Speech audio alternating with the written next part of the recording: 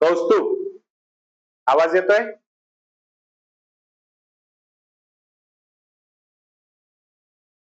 अरे आवाज येतो का?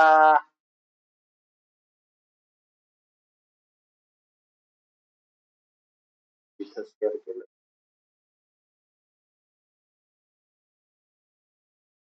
इथं काय दिसतंय?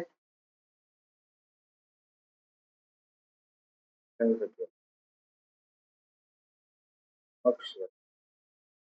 कौस्तुभ, काय दिसतंय राजा तुला?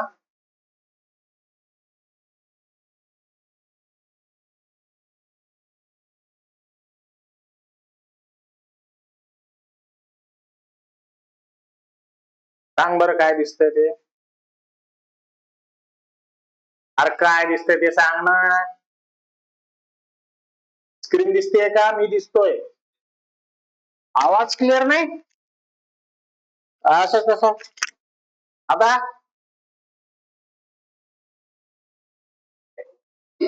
नाहीये.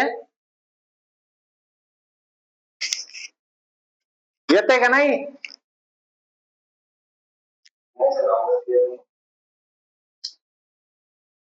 असले प्रॉब्लेम आहेत नाही. थांब मी बघतो हा.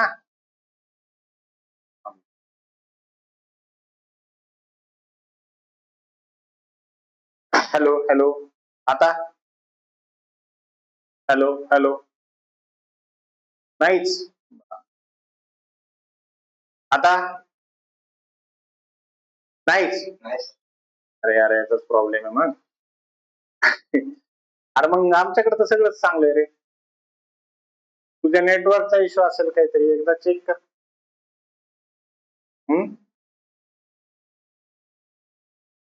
तुझं हे काही तर दिसतंय ना, नेटवर्क तुझं कमी आहे म्हणून. इथं आम्हाला दिसतंय तुझं नेटवर्क कमी आहे. तुला मी सांगितलं होतं यार, तुझ्यामुळे ना आता 2 दिवस झाला आपण लेट चाललोय थोडंसं, माहिती का? नाही तर आतापर्यंत तर आपलं संपायला पाहिजे होतं, म्हणजे भरपूर संपायला पाहिजे. असं जाऊ दे, चेहरा चालूच ठेव तुझा, ओपन ठेव व्हिडिओ. हा चल. आणि एक गोष्ट, अरे तू काल मला आठवण नाही करून दिली सर कोड दिसत नाही म्हणून. तू काय अंदाजे सगळं बघत होता का? तुला कोड दिसत होता? मग रेकॉर्ड कसं होत नव्हतं? 2 मिनिट थांब.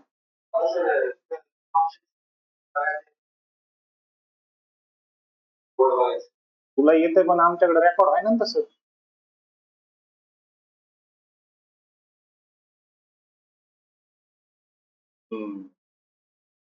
तू मला आठवण करून देत चल हा. कारण रेकॉर्डिंग जे आम्ही करतो ते ह्याच्यात करतो ना, युट्यूब ह्याला होत नाही रेकॉर्डिंग, झूमला होत नाही. रेकॉर्डिंग होते इथं, बरोबर आहे ते.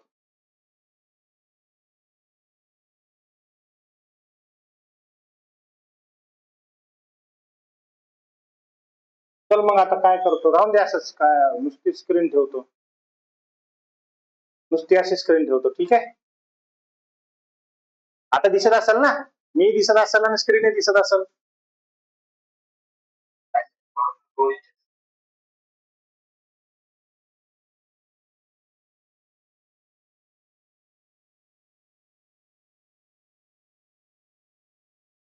आता काय दिसतंय?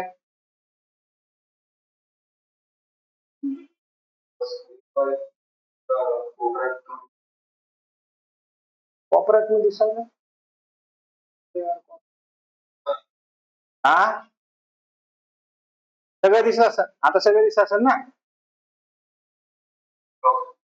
ठीक आहे. चला तर आपण पुढे जाऊयात. HTML काय असतं आपल्याला काल समजून आलंय, भरपूर आपण बघितलंय. आणि HTMLच्या बाबतीमधला जो समज होता आपल्या मनामध्ये की HTML खूप आहे, त्याला शिकायची गरज नाही, असं जे भ्रम होते ते भ्रम निघून गेलेत आपल्याला, बरोबर आहे? आता थोडस डीपली आणि डिटेल मध्ये जायला हरकत नाही. सगळ्यात पहिलं जे आहे HTML मध्ये आपल्याला जे माहित असायला हवं ते आहे, आपण काल बघितलं सुद्धा, HTML हे प्लेन टेक्स्ट आहे, बरोबर आहे? एक टेक्स्ट आहे आणि ते टेक्स्ट जर असेल तर त्याला टेक्स्ट एडिटर, कुठल्याही टेक्स्ट एडिटर मध्ये ते लिहिता येतं. पण त्याच्यामध्ये काल काय बघितलं आपण, नोटपॅड नावाचं टेक्स्ट एडिटर आहे, त्याच्यात लिहिता येतं. त्याच्यानंतर कशात लिहिता येईल, तुम्हाला नोटपॅड प्लस प्लस म्हणून एक माहित असेल, त्याच्यात लिहिता येतं. त्याच्यानंतर सबलाईम टेक्स्ट एडिटर म्हणून आहे, त्याच्यात लिहिता येतं. त्याच्यानंतर कशात लिहिता येईल, कशात लिहिता येईल, हा काय, अरे बाबा तुझ्या तुझ्या नेटवर्कचा इश्यू आहे तो राजा, नेटवर्कचा इश्यू. आता त्याला मी काय करू बरं.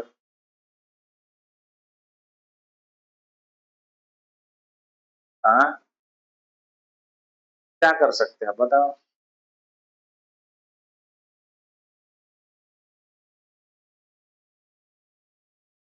काय करू शकतो मग आता, तो इंटरनेटचा इश्यू आहे. तू तू घरच्या मोबाईलच्या याच्यावरती बघत बघ, आला ते येणार जाणार येणार, तू डिस्टर्ब नको करू मला, मला शिकू दे फोन.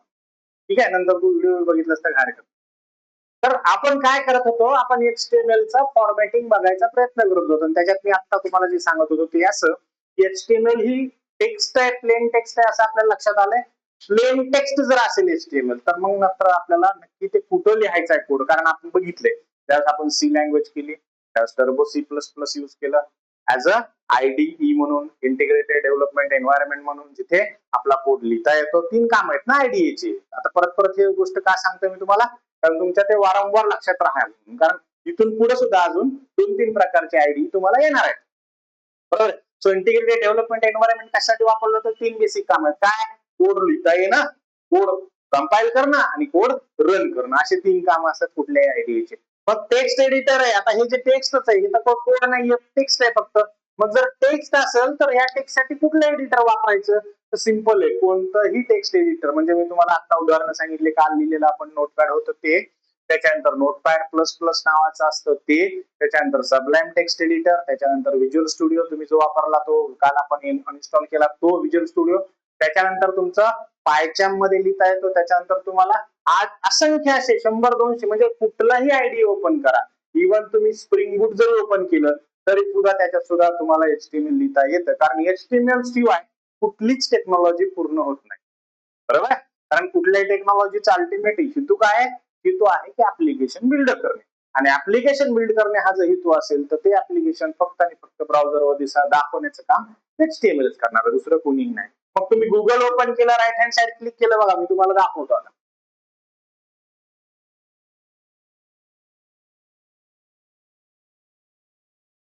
आता तर समजा इथं गुगल ओपन केलं, मी खालीच बसतोय यार, त्याला दाखवण्यात नाही. इथे गुगल ओपन केलंय बघा, गुगल कसं ओपन करतो आपण, हे बघ, हे असं गुगल वरती गेलो, इथं गुगल वरती आपण टाकलं, हे google.com असेल. ठीक आहे, मला दुसरं काय टाकायची गरज नाही, आता google.com असेल, पण तुम्हाला लक्षात यावं म्हणून मी परत टाकतो google.com. टाकलं बघा, एक गुगलची वेबसाईट ओपन झाली ओपन, ही ओपन केली, ही वेबसाईट आहे गुगलची. आता हे सर्च इंजिन हे आपल्याला माहिती, त्या वेबसाईटचं काम काय शोधून देणं हे आपल्याला माहिती, पण ऍक्च्युली ते वेबसाईट आहे ना. प्रत्येक वेबसाईट तुम्ही फक्त राईट क्लिक केलं आणि इकडे खाली गेलात व्ह्यू पेज सोर्स मध्ये, तर तुम्हाला याच्यावरती क्लिक केल्यानंतर दिसेल की इथं फक्त आणि फक्त HTML आहे, बघा दिसतंय, सगळ्यात वर HTML दिसतंय, HTML दिसतंय. म्हणजे याचा अर्थ असा, हेच नाही कुठलंही काढा ना, तुम्ही सांगा मला कोणतं काढायचं ते, कुठलंही काढा, कोणती वेबसाईट काढा, तुमच्या माहितीस्तव नासाची वेबसाईट काढू, ही नासाची वेबसाईट. आता याच्यावर राईट क्लिक करा, व्ह्यू पेज सोर्स करा, आणि याच्यात बघा तुम्हाला काय दिसतं, हे दिसतंय HTML, आहे बघा, दिसलं. प्रत्येक वेबसाईट म्हणजे कुठलीही जगातली अशी वेबसाईट नाही जी ब्राउझर वर येते आणि बिना HTML ची दिसते. तर मग आपल्याला हे लक्षात यायला पाहिजे की IDE ह्याच्यासाठी कोणता वापरायचा, तर कुठलंही प्लेन टेक्स्ट एडिटर, पण ते कुठल्याही ह्याच्यात एम्बेडेड असू शकतं. म्हणजे कशात, तुमच्या पायचॅम मध्ये एम्बेडेड आहे, कसं एम्बेडेड आहे चला मी तुम्हाला दाखवतोय. बघा, पायचॅम ओपन केलं,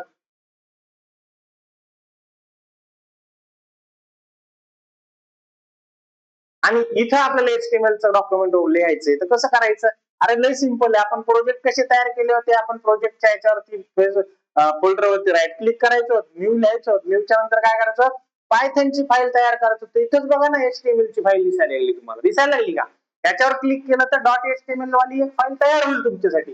पण तुम्ही नुसतं याच्यावर जरी क्लिक केलं फाईलवर तरी सुद्धा ते तयार होईल. बघा इथं फाईल लिहिली, तुम्ही फक्त फाईल तयार केली. आता काय सांगितलं होतं मी तुम्हाला, इंडेक्स देऊ आपण पहिल्या पेजचं नाव आणि HTML देऊ. कारण एक्सटेन्शन आपलं काय आहे, HTML, बरोबर. आणि एंटर केलं तर ती एक फाईल तयार होईल जी HTML ची असेल. बघा HTML ची फाईल तयार झाली, फाईल आहे ना इकडे दिसते बघा, याच्या कोपऱ्यामध्ये काय आलंय, असा अँगलचा कोडचा सिम्बॉल आलाय. म्हणजे ओपनिंग आणि क्लोजिंग अँग्युलर ब्रेसेसचा सिम्बॉल आलाय आणि ऑटोमॅटिकली HTML झाली. तर मला बघायचा विश्वास नाही वाटत, काय आहे बघा, मी इथं परत कालच्या सारखं टाकतो स्टुडंट कॅम्प, सेव्ह करतो ह्याला. आता ही फाईल रन कशी करायची असती, कुठं ओपन करायची असती आपल्याला, ब्राउझर वरती, बरोबर. रन कुठं करायची, ब्राउझरवर. मग चला कुठे फाईल, आता तिला शोधू आपण, कुठे फाईन रिव्हिलिंग ओपन इन, हा एक्सप्लोरर. तिथं ती फाईल तयार झाली, तिथं जाऊन आहे बघा, इथं गेली आणि डबल क्लिक करा, बघा सिंपल आहे. म्हणजे कुठल्याही याच्यामध्ये तुम्हाला एक HTML चा कोड लिहिता येणं सहज पॉसिबल आहे. म्हणून जास्त विचार HTML च्या आयडी विषयी न करता त्याच्या असलेल्या फीचर्स विषयी करणं जास्त आवश्यक. मग फीचर काय काय HTML चे, तर बघा HTML नावाची जी वेबसाईट आहे ना, ती HTML नावाची जी टेक्नॉलॉजी आहे ना, ती टेक्नॉलॉजी इथं पेंट मी सुरू करतो आणि पेंट मध्ये तुम्हाला समजून सांगतो.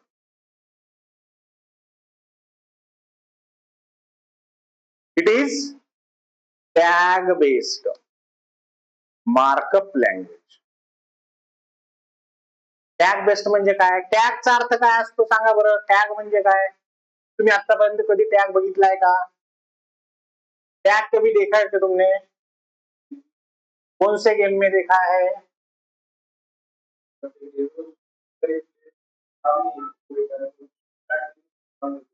तो उसका मीनिंग क्या होता है, क्या समझता है उसको.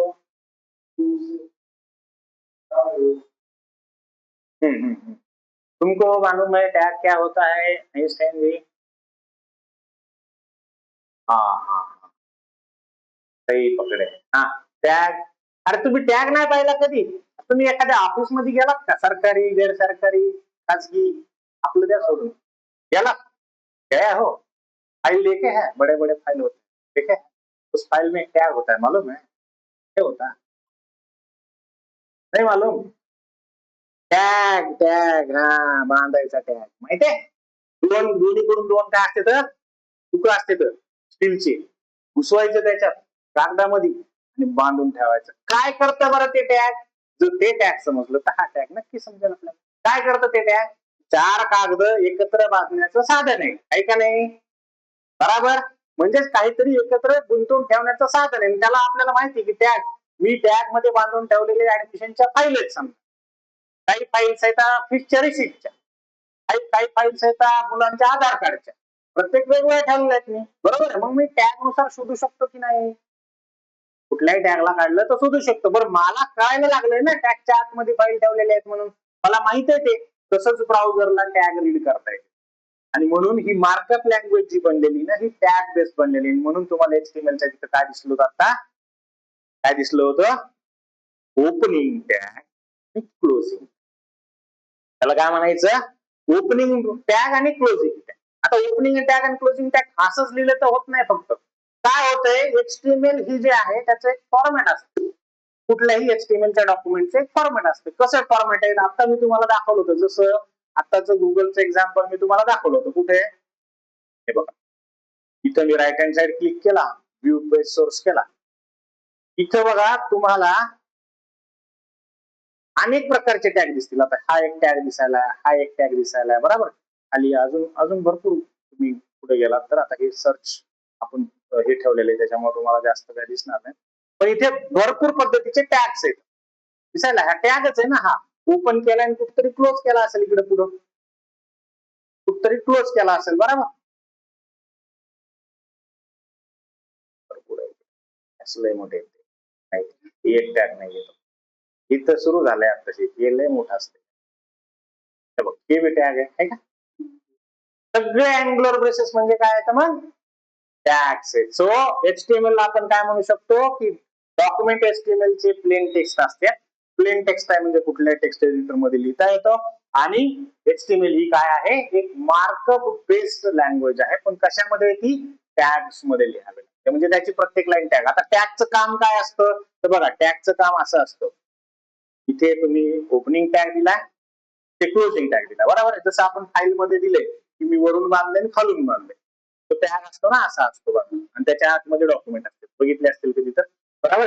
आता ते तुम्ही बघितलं नाही म्हणून तुम्हाला ते माहितच नाही, आणि ज्यांनी बघितलं त्यांना ते कळेल चांगलं, पण ज्यांनी नाही बघितलं त्यांनी विसरून जा, आता पुन्हा भविष्यात ते बघायला मिळेल याची काय शाश्वती नाहीये. तर ती एक ओपनिंग असतो वरचा आणि एक क्लोजिंग असतो खालचा, पण इथून सुरू झालेले डॉक्युमेंट इथपर्यंत खालच्या टॅग पर्यंत जाऊस तर लक्षात येतं की एकाच बंचची, एकाच विषयाची किंवा कशाची तरी एकाशीच रिलेटेड आहेत, राईट, असं लक्षात येते. मग याचाच अर्थ काय, टॅग काय करते, टॅग ब्राउझरला सांगते, ब्राउझरला सांगते काय सांगते, काय सांगते, दोन गोष्टी सांगते. What is this, what is this, आणि दुसरी गोष्ट सांगते how it should be displayed. आता हे कुठं डिस्प्ले व्हायचंय, ब्राउझर. दोन गोष्टी सांगते, कुठलाही एक टॅग एचटीएमएलच्या कोणत्याही डॉक्युमेंट मध्ये दोन गोष्टी ब्राउझरला सांगतो, कोणत्या, काय दाखवायचंय ते आणि कसं दाखवायचंय. हे लक्षात. आता हे जर लक्षात आलं काय दाखवायचं आणि कसं दाखवायचंय, तर मग आपल्याला पुढे जाऊन बघता येऊ शकतं की टॅग बेस्ड ही जी मार्कअप लँग्वेज आहे एचटीएमएल, त्याला अजून काय काय आपल्याला शिकता येऊ शकतं त्याच्यातून, बरोबर. तर सगळ्यात आधी आपण काय बघितलं आता, की एचटीएमएल हे एक प्लेन टेक्स्ट आहे, हायपर टेक्स्ट आहे, पण ते लिहितो आपण प्लेन टेक्स्ट म्हणूनच ना. तर तुम्ही प्रुडंट कॅम्पस लिहिताना लिहिलं होतं, बटन केलंय काय काय केलं, काय नाही लिहिलं होतं का, काय प्लेन टेक्स्टच, फक्त त्याला आपल्याला एक्स्ट्रा काहीतरी द्यायचंय, टेक्स्ट पेक्षा जास्त त्यांनी काहीतरी करावं, म्हणून आपल्याला त्याला काहीतरी करायचंय, ते नंतर बघू. आधी काय समजून घ्यायचंय, बेसिक एचटीएमएल.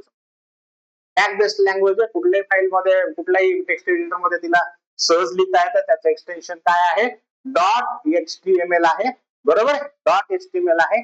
आणि मग आता आपल्या हळूहळू लक्षात यायला लागलं की जगातली कोणतीही वेबसाईट जी ब्राउझरवर दिसती ती बिना एचटीएमएल तिथं दिसणार नाही, आणि जी वेबसाईट एचटीएमएल मध्ये आपल्याला ब्राउझरवर दिसती ती प्रत्येक वेबसाईट काय असेल, मग आता डॉक्युमेंट असेल. कारण तुम्ही कोणती फाईल आहे ना तुमची कॉम्प्युटर मधली, कोणती फाईल काढा, भले तो कोड असेल, काही असेल, काय असेल, त्याला डॉक्युमेंटच म्हणते. तुम्ही बघा ना, आता काल परवा फोटो शेअर केले म्हणून डॉक्युमेंट म्हणूनच शेअर केले ना, राईट. सो हे डॉक्युमेंट आहे. म्हणजे आता इथून पुढे हे लक्षात ठेवा की तुम्ही कुठलीही वेबसाईट ज्यावेळेस बनवाल त्यावेळेस ती 100% काय असणार आहे, डॉक्युमेंट. एकदा का कळालं की हे डॉक्युमेंट आहे, तर मग आपल्याला लक्षात येते की डॉक्युमेंट कशी तो आपल्या डोक्यातला जो अर्थ आहे डॉक्युमेंटचा तो इथं जुडला. आता पुढे जाऊयात, पुढे जाऊन काय शिकायचं आपल्याला, तर आपल्याला शिकावं लागेल सगळ्यात आधी फॉर्मॅट काय आहे, फॉर्मॅट ऑफ एचटीएमएल. आता हे एचटीएमएल चा फॉर्मॅट म्हणजे तुम्हाला आता फॉर्मॅट जर शिकायचे असतील खरंच तर असं तर नाही ना बाबा की किती जगातल्या किती वेबसाईट आहेत, आता किती वेबसाईट आहेत माहिती का तुम्हाला, आकडा तरी माहिती आहे वेबसाईट. अरे चला ना यार, लय फंटास्टिक, लय खतरनाक आहे. How many websites are there in world. Simple प्रश्न आहे बघा. 1.3 बिलियन वेबसाइट्स. आता बिलियन म्हणजे विचारू नका काय काय बिलियन म्हणजे, बोला. मिलियन माहिती का काय, मिलियन म्हणजे 10 आणि मग बिलियन म्हणजे, तर गेस करा एवढ्या वेबसाईट आहेत जगामध्ये.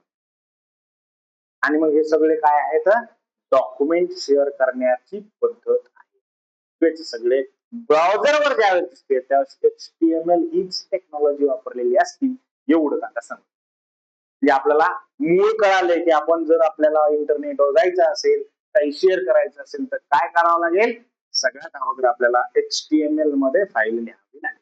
आणि या सगळ्याच्या सगळ्या फाईल मध्ये या सगळ्या ज्या वेबसाईट्स आहेत, प्रत्येक वेबसाईट वेगळी बघ, कोणती वेबसाईट का, प्रत्येक दोन वेबसाईट मध्ये डिफरन्स आहे की नाही. मग जर प्रत्येक दोन वेबसाईट मध्ये डिफरन्स असेल तर तुम्ही काय सगळ्या वेबसाईट शिकत बसाल का, ती कशी बनली, ती कशी बनली, ती कशी बनली, नाही ना बाबा, आपल्याला त्याची घेणार नाही. एचटीएमएल चा जर स्टँडर्ड फॉर्मॅट काही असेल, जसं आपण सी लँग्वेजच्या प्रोग्रामचा दिला होता, पायथॉन मध्ये आपण काही स्टँडर्ड्स अलोकेट केलेत, काही आपण इंट्रोड्यूस केलेत, तसंच काही फॉर्मॅट जर एचटीएमएल ला देता आला आपल्याला, जो फॉर्मॅट कायम राहील कुठेही राहील तर आपल्याला कधीही वेब पेज तयार करता येईल, जसं आपण काल केलं होतं. कशाचीही गरज न भासता ना इंटरनेट लागू शकतं ना काही लागू शकतं. कशासाठी? वेबसाईट तयार. मग तो फॉर्मॅट काय असेल तर चला बघूयात त्या फॉर्मॅटला अंडरस्टँड करून घेऊया. मी परत तुम्हाला पेंट वरतीच घेऊन जातो, मला उभा राहायचा कंटाळा आलाय, बोर्डकडे जात नाही मी आता, आणि तुम्ही ते समजून घेऊ शकता. बरोबर?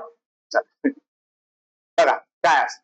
तर सगळ्यात पहिलं जे असते तुम्हाला आता ब्राउझर्स किती, अरे लय महत्वाची गोष्ट आली. ब्राउझर्स किती आहेत माहिती का? कारण कसं आहे, आता हे वेब पेज चाललंय कुठे? ब्राउझरवर. माझ्याकडे ब्राउझर क्रोम वापरतोय मी, तुझ्याकडे कोणतं आहे? हा फायरफॉक्स आहे. तुझ्याकडे कोणतं आहे? काल कोणत्या याच्यात उघडं झालं? काल कोणत्या याच्यात ओपन झालं? एज मध्ये झालं. म्हणजे आता इथले इथंच बघितलं आपण 3 वेगवेगळे ब्राउझर आहेत. बरं तिन्ही वेगळे, हे मायक्रोसॉफ्ट म्हणतंय, हे फायरफॉक्स म्हणतंय, मी गुगल म्हणतोय. तिन्हीच्या कंपन्या वेगळ्या आहेत की नाही? पण तिन्हीच्या कंपन्या वेगळ्या असल्यानंतर तिन्ही ठिकाणी माझा कोड कसा चालेल? कंपन्या वेगळ्या आहेत म्हणजे त्यांचं त्यांचं वेगळं सगळं स्वतंत्र असेल की नाही? असेल की नाही? तरी देखील जगात जेवढे ब्राउझर्स आहेत सगळ्या ब्राउझरला समजणारा एक फॉर्मॅट आपल्याला जर लिहिता आलं तर आपली वेबसाईट कुठल्याही ब्राउझरवर दिसेल. दिसेल की नाही? आणि तुम्ही बऱ्याचदा बघितलं असेल, एखादं ब्राउझर एखादी वेबसाईट ओपन होती तिथं दिसतच नाही ती वेबसाईट, काहीतरी प्रॉब्लेम येतो. बरोबर आहे?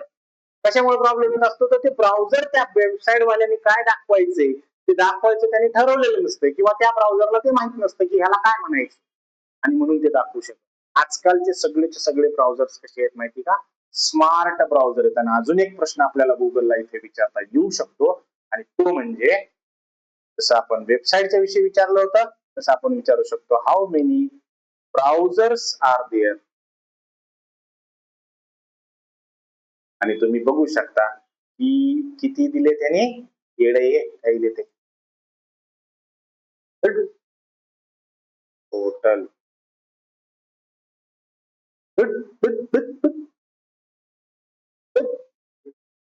आकडा दे मला.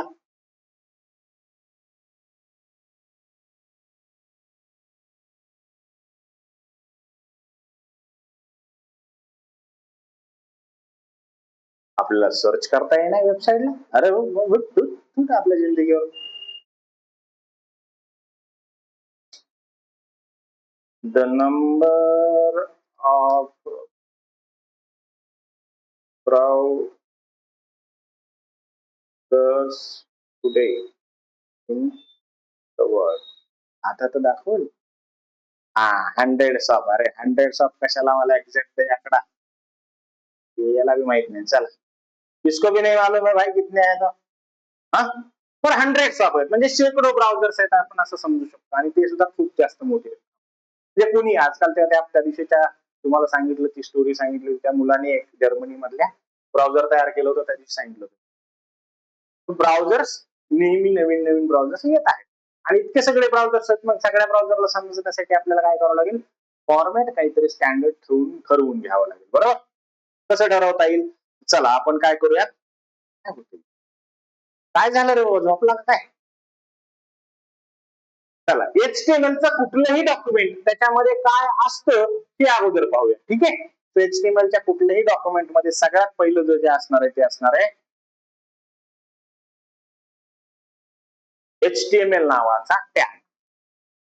आता दाखवला मी तुम्हाला गुगलच्या वेबसाईटवर HTML नावाचा टॅग असणार आहे. बरं, आणि हा टॅग फक्त असा नसणार आहे, तर हा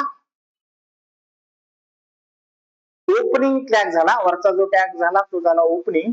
हा झाला ओपनिंग. इथे लिहितो मी ओपनिंग, आणि इथे आपल्याला करायचं आहे ह्याला क्लोजिंग. आता जे क्लोजिंग आहे ना, ओपन तर कसं केलं तर मी ओपन ब्रेसेस लिहिले ट्रायंग्युलर, क्लोजिंग ब्रेसेस लिहिले ट्रायंग्युलर, आणि त्याच्या आतमध्ये तुम्हाला कंटेंट लिहायचं असते, त्या दोन्हीच्या आतमध्ये.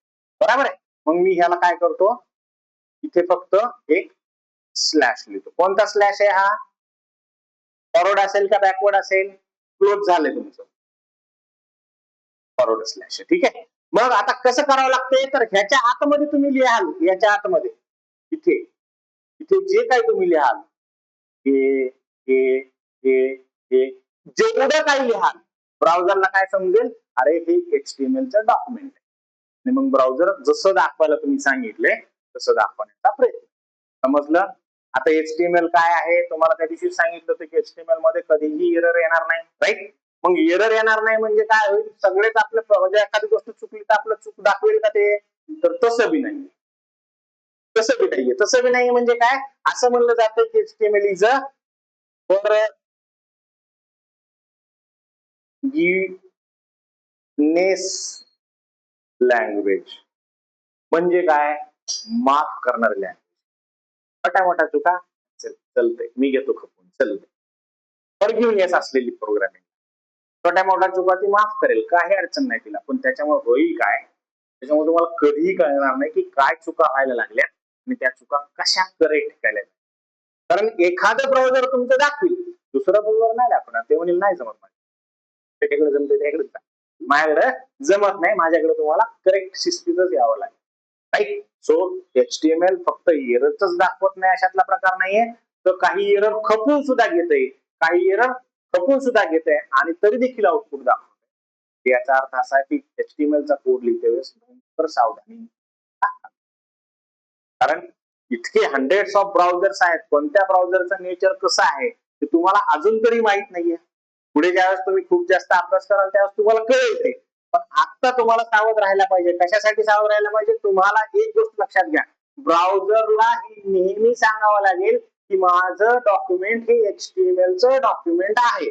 आणि हे सांगायचं असेल तुम्हाला तर प्रत्येक डॉक्युमेंटचं पहिली लाईन HTML असायला पाहिजे आणि शेवटची लाईन HTMLच असायला पाहिजे.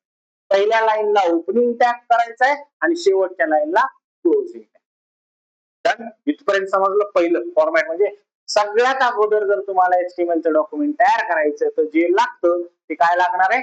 HTML चा टॅग लागणार. कारण मार्कअप लँग्वेज आहे, ती सांगणार आहे ब्राउझरला की इथून पुढचं जे लिहिलेलं असेल ते एक HTML चं डॉक्युमेंट आहे आणि हे तुला असं असं दाखवायचं, डिस्प्ले करायचं. आउटपुट असं असं दिसायला पाहिजे, बरोबर? आता हे तर झालं कोणतं? HTML चा टॅग. पण फक्त HTML चा टॅग लिहून उपयोग आहे का? तर अजिबात नाही. हा, अजिबात. मग काय लिहावं लागेल? तर तुम्हाला सगळ्यात आधी आता लिहावं लागेल HTML लिहिलेलंच आहे. HTML. आता मी थोडस कोड शॉर्ट मध्ये लिहिला, तुम्हाला समजा की हे झालं तर लक्षात. आता हे ओपनिंग आणि क्लोज लक्षात आलं असेल. त्याच्या आतमध्ये लिहायचं आहे मला कोड, बरोबर आहे? ते सगळ्यात शेवटची लाईन आणि सगळ्यात पहिली लाईन. आलं, ठीक आहे? सगळ्यात पहिली आणि सगळ्यात शेवटची. आता काय असतं HTML मध्ये? तर HTML मध्ये बघा, माणसामध्ये काय असतं सांगा बरं. माणसाकडे जर बघितलं, समजा आता ह्याच्याकडे बघितलं, ह्याच्याकडे बघितलं, काय दिसतंय तुला त्यांच्यात? हा, तब्येत, बॉडी, बॉडी. अजून अजून म्हणजे काय दिसतंय? आता सांगाडे दिसतात तुझे. तुला डोळ्यात कसले एक्सरे का काय मशीन आहे भाई? त्याने पप्पा कडे उधर ड्युटी करने की जरूरत नाही, इसको लेके जा बोलला. हा, आपण ना दाखवण्यावर जास्त जातो, बुद्धी वापरण्यावर कमी जातो. बघ तू कलर बघितला आणि मधलं बघितलं सगळं एक्सरे करून ना, पण जे दिसतं ते नाही बघितलं तुम्ही. बघा एखाद्या झाडाकडे बघितल्यावर काय दिसतंय तुम्हाला? पानं दिसते आणि खोड दिसते. याच्या पलीकडे मुळे दिसतात का कधी? काय दिसत, बरोबर?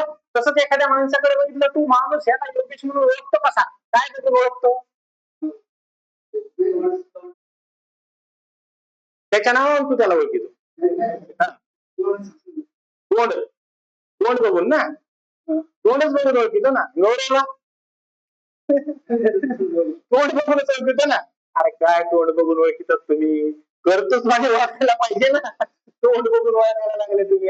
तसं नसतंय. बघा आपण ओळखतो कशावरून? की एखादा माणूस आहे, माणूस आहे म्हणलं की त्याच्याकडे दोन गोष्टी असल्या पाहिजे. काय असलं पाहिजे? डोकं असलं पाहिजे आणि त्याचं शरीर असलं. माणसाची व्याख्या आहे ना बॉस. कारण प्रत्येकाला डोकं आहे, प्रत्येकाला डोकं आहे, प्रत्येकाला शरीर आहे. प्राणी कोणता बी करा तुम्ही, डोकं बी आहे शरीर बी आहे. अरे पण सगळ्याच प्राण्याच्या डोक्यामध्ये बुद्धी आहे का? माणसाच्या डोक्यात जास्त बुद्धी आहे म्हणून तो विचार करू शकतो. बाकीचे प्राणी कमी विचार करतात, माणूस जास्त विचार करतो म्हणून इथपर्यंत आलाय, बरोबर? म्हणजे आपण एक गोष्ट लक्षात घ्या, कुठल्याही एखाद्या स्ट्रक्चर मध्ये, कोणत्याही एखाद्या स्ट्रक्चर मध्ये दोन गोष्टी महत्वाच्या आहेत. पहिलं आहे डोकं, दुसरं आहे बॉडी. बरोबर? आता समजा मी पावडरचा डब्बा आणला, पावडरचा डब्बा आणला, ह्याच्या समोर केला, पावडर लाव म्हणलं, हा तो काय करेल, काय करशील, पावडरचा डब्बा आणला असा आणि लाव बाबा तुझ्या तोंडाला असं म्हणलं तर काय करशील तू, हा लावशील ना, तू काय करशील कृष्णा, लाव तोंडालाच बाबा लावशील ना, लावशील का नाही, पावडर दिल्यावर लावशील, काय कशावरून म्हणजे तुला असं वाटलं की ते लावायलाच दिलंय मला, एखाद्या लहान पोराला दिलं ते खाईन मी ना, खाईन का नाही, मग मला एक सांगा, तुम्हाला ब्राउझरला हे सांगणं आवश्यक आहे की काय काय कुठं कुठं आहे ते, बरोबर आहे. मग आपण कसं लिहायचं, इथं पहिला HTML चा टॅग ओपन केला, शेवटी बी HTML चा टॅग क्लोज केलाय, म्हणजे याच्या आतमध्ये आपल्याला डॉक्युमेंट लिहायचंय. डॉक्युमेंट लिहिताना मी तुम्हाला काय सांगितलं, शरीराच्या दोन भागाच्या हिस्सा आपण टाईप करू शकतो, दोन भागाचा डिवाइड करू शकतो. पहिला भाग आहे शरीराचा डोकं जिथं आहे तिथं, दुसरा भाग आहे शरीराचा जिथं शरीर आहे तिथं, बॉडी जिथं आहे तिथं, बरोबर. मग इथं सुद्धा तसंच आहे, इथं काय आहे, इथे तुम्हाला HTML च्या खाली इथे पहिल्यांदा लिहायचंय हेड, आणि त्याला सुद्धा तुम्हाला ओपनिंग क्लोजिंग देऊन हे करायचंय, आणि नंतर लिहायची बॉडी. सिंपल, बरोबर आहे. आता तुम्ही काय केले, ओपन केले डॉक्युमेंटला, क्लोज केले का नाही, तर तुम्हाला काय करायला पाहिजे, मग त्या हेडला क्लोज करायला पाहिजे. कसं क्लोज करायचंय, त्या बॉडीला क्लोज करायला पाहिजे. कसं क्लोज करायचंय, ठीक आहे, ठीक आहे, राईट. आता बघा, मला सांगा, हेड जे असतं त्याचं काम काय असतं, भांग पाडणे. हा हे डोक्याचं काय काम आहे, क्या काम आहे डोके का, मेन डोके का काम, मेन फंक्शन तुम्हाला, हाँ सिर्फ बॉडी को कंट्रोल करना, या बॉडी के बाहर डोका कंट्रोल करता तुम्हारी बॉडी को, हाँ किसको, बॉडी, कैसे बॉडी को कंट्रोल करेगा वो?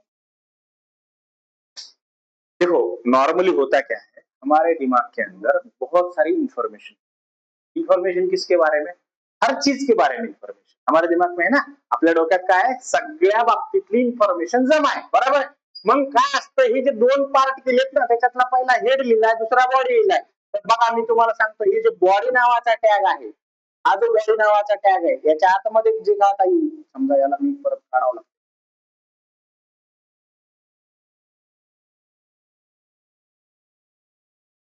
हा जो बॉडी नावाचा टॅग आहे, याच्या आतमध्ये काहीतरी येणार आहे, बरोबर. इकडे लिहितो थोडसा,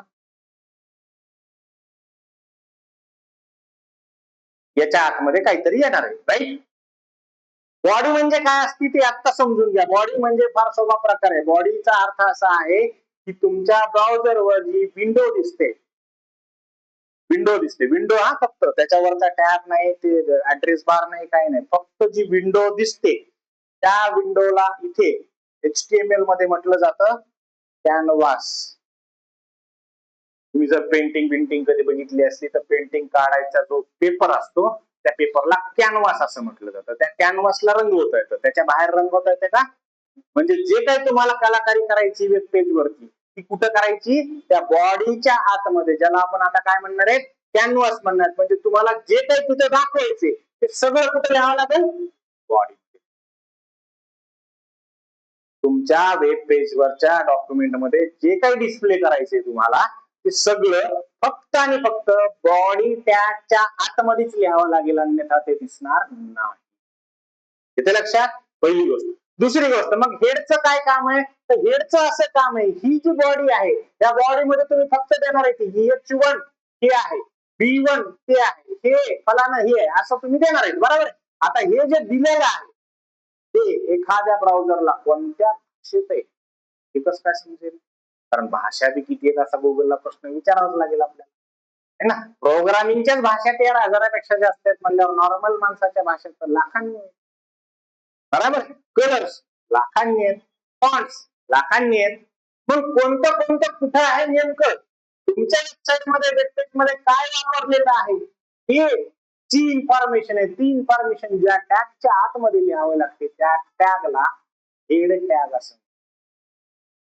आणि हेड टॅग काय लिहून ठेवतो स्वतःमध्ये, तर मेटा डेटा. मेटाच डेटा मेटा फक्त मेटा. मेटाचा अर्थ काय होतो? मेटाचा सरळ सरळ अर्थ आहे डेटा विदिन डेटा. डेटाच्या आतमध्ये लपलेला डेटा. म्हणजे तुम्ही आता जे प्रुडंट कॅम्पस लिहिलेलं आहे ते जे डिस्प्ले व्हायला लागलेलं आहे ते इंग्लिश मध्येच आहे. आपण लिहिलेलं नाही. लिहिले का आता? तरी दाखव.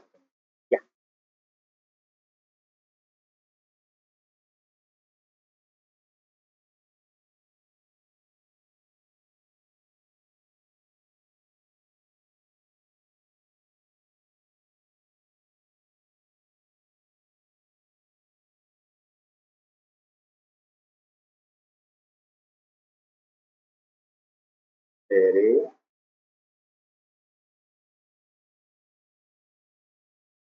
दिसतंय का रे कुणाला इकडचं? दिसतंय का इकडचं? हे बघा हे इकडे बघा हे लिहिलंय का आपण काही? लिहिलंय का हे काही आपण? इथं हेड टॅग आहे हे बघा कलर स्कीम वगैरे सगळं आलेलं आहे याच्यात. अजून बी असेल खाली ओपन केल्यावर दिसेल. दिसतंय? राईट? हे क्लासेस ब्लिसेस हे हे बघ ना हे लिहिलंय का तू लिहिलंय हे? तू फक्त काय लिहिलंस? फॉर्म लिहिलास ना? फॉर्म लिहिलास का? फक्त काय लिहिलंस तू? फक्त प्रुडंट कॅम्पस एवढंच लिहिलंस ना? दुसरं काही लिहिलंय का? तरी देखील काय आलंय याच्यामध्ये? एवढा सगळा विषय आलाय. दिसतोय तुम्हाला? राईट? म्हणजे याचा अर्थ असा आहे की ज्या ज्या वेळेस ब्राउझर तुम्हाला दाखवतोय काही, कारण बघणारा माणूस वेगळा आहे ना. माझी वेबसाईट काय इथंच चालणार आहे का इंडियामध्ये? माझी वेबसाईट जपानमध्ये उघडी होईल ना. मग जपानमध्ये जर माझी वेबसाईट उघडी होत असेल तर जपानमध्ये हिंदी मराठी दाखवून काय करायचंय मला? इथं कोणती दिसायला पाहिजे? जपानीज. मग ते जपानच्या ब्राउझरला कसं कळणार? कोणत्या लँग्वेज मधला डेफिनेशन लिहिली आहे, कोणत्या लँग्वेज मध्ये प्रुडंट कॅम्पस आहे? त्याला जे कळतं ते हेड टॅग मध्ये असलेल्या कंटेंट मुळे कळतं. आणि हे कंटेंट दुसरं तिसरं काय नसून काय असतं? मेटा. मेटाचा अर्थ आहे डेटा विदिन डेटा. डेटाच्या आतमधला डेटा. हा डेटा माणसांसाठी नसतो. हा डेटा कुणासाठी असतो? ब्राउझरला एक्स्ट्रा इन्फॉर्मेशन द्यायची आहे. कुणाची? आपण मध्ये काय वापरलेलं आहे त्याच्याविषयीची एक्स्ट्रा इन्फॉर्मेशन द्यायची आणि automatically it will get done by or return by itself. स्वतः काही सिस्टम्स आहेत ज्या त्याच्यामध्ये अपडेट करतात आणि त्या लिहितात. जसं तुम्ही उदाहरण दिलं. आपण दाखवणार आहोत लिहून बघणार आहोत आपण की कसं ते लिहितात. बरोबर. सो आज आपण काय शिकलो? बॉडी टॅग कसा काम करतो आणि हेड टॅग कशाला म्हणतो. बघा याच्यावरती वेळ का घालवतोय आपण त्याचा अर्थ लक्षात घ्या. हे इतकं विचित्र आहे की हे जर नाही समजलं चांगलं तर पुढे फार गोंधळ माजू शकतो. कारण इतक्या प्रचंड टेक्नॉलॉजीज आहेत आज. तुम्हाला माहित असेल नेक्स्ट जीएस नावाची ऐकलं असेल. नेक्स्ट जीएस नावाची, गोस्ट जीएस नावाची technology. Front end technology. React तर ऐकलं असेल सगळ्यांनी. अँग्युलर रिॲक्ट त्याच्यानंतर सगळ्यात आता जी लेटेस्ट होती ती होती नेक्स्ट नावाची. तर काय झालं या नेक्स्ट नावाची जी कंपनी आहे ज्यांनी ही तयार केली, वर्सल नावाच्या कंपनीने तयार केली. तर तुमच्या माझ्यासारखाच एक साधारण डेव्हलपर होता, त्यांनी तयार केलेली वर्सल नावाची कंपनी. ह्या वर्सल नावाच्या कंपनी कोणीतरी विकत घेतलेली, अजून मेटा बिटाने विकत घेतली. बरोबर. तर ही जे मेटा आहे, मेटा म्हणजे फेसबुकचं, त्यांनी काय केलं, ते जे नेक्स्ट जीएसचं काही ऑथेंटिकेशन असतात म्हणजे पासवर्ड आहे, युजर नेम आहे, हे ते, तर ते दिले एआय ला. सांगितलं की तुला आता युजर नेम पासवर्ड दिले, तू आता ऑटोमॅटिक त्या अकाउंटला जा, अपडेट कर आणि त्यांचं प्रॉब्लेम जो असेल ते सॉल्व्ह कर. एआय ने ते घेतले. आता घेतलेत तर खरं एआय, पण आता विषय असा झालाय की ते सगळेचे सगळे ते झाले, काय म्हणतात त्याला, डिस्क्लोज झाले. ते पासवर्ड कोणालाच माहित नव्हते, ते युजर नेम आणि पासवर्ड डिस्क्लोज झाले. मग परिणाम काय होणार आहे याचा परिणाम होणार आहे नेक्स्ट जेएस वरती जेवढ्या वेबसाईट्स आहेत त्या सगळ्या वेबसाईट धोक्यात आल्या. कारण उद्या सांगता येत नाही अँथ्रोपिकच्या हे मनात आलं किंवा एखादा बग आला, सिंपलचा बग, सगळ्या लाखो वेबसाईट काय होतील की 1 मिनिटात कोलॅप्स. आणि ह्या 1 मिनिटात कोलॅप्स होणं इथं दाखवतो तुम्हाला लगेच न्यूज, कालचीच न्यूज.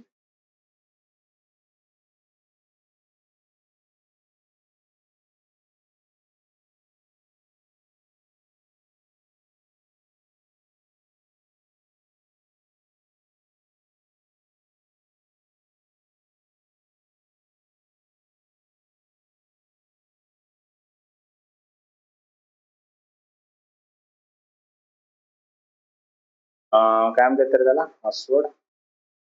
अरे अरे गेलं. पासवर्ड काय म्हणतात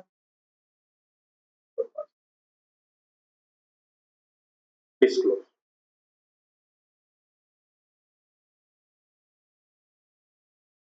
हे बघ डेटा ब्रीच.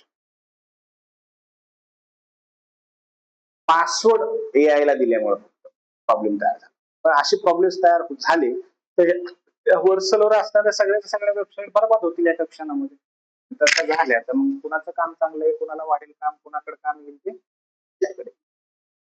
त्यामुळे आपल्याकडे कारण आपण फॉर्मॅट्स म्हणून एवढा वेळ घालतो, अन्यथा एवढा वेळ लक्षात. थांबूयात मग आता काय उद्या ठरवतं तुमचं काय.